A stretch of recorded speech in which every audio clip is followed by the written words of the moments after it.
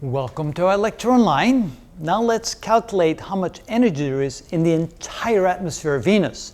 So what we did on the previous video, we calculated energy in a single column of atmosphere that had a cross-section of 1 square meter, all the way from the surface of Venus all the way to the very top of the atmosphere, which is roughly about 100 kilometers up. At that point, the atmosphere is so thin it doesn't make much of a difference anymore. Well, we found the amount of energy in that one column to be 1.25 trillion joules. That's 1 times 10 to the 12th. That's an enormous amount of energy. So then to find the total energy for the entire atmosphere of Venus, we take the energy of a single column and multiply that times 4 pi r squared, which is of course the surface area of a sphere, r being the radius of the planet Venus.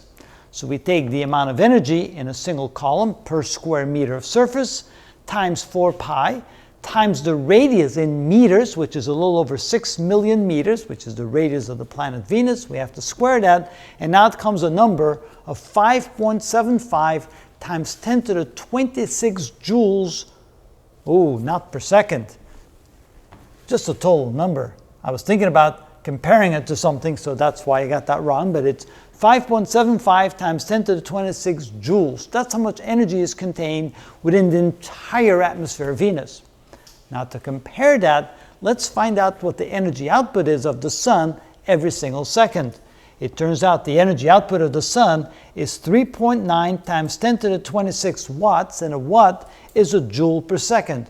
So every single second, the sun, which puts out an enormous amount of energy, puts out 3.9 times 10 to the 26 joules.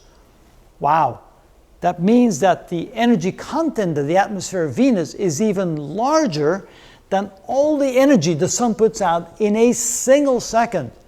And in a single second, the sun converts about 9 billion pounds, about 4 billion kilograms of hydrogen to helium through nuclear fusion. Wow. And then the energy content of the atmosphere of Venus is even more than all that energy output the sun puts out in a single second.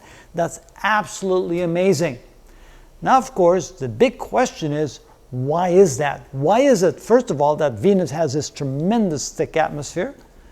Next, how does it contain that enormous amount of heat, and why is it so hot on Venus? Well, we're going to explore that in the next several videos, but at least now we know how much heat is contained within the atmosphere of Venus. And that's how it's done.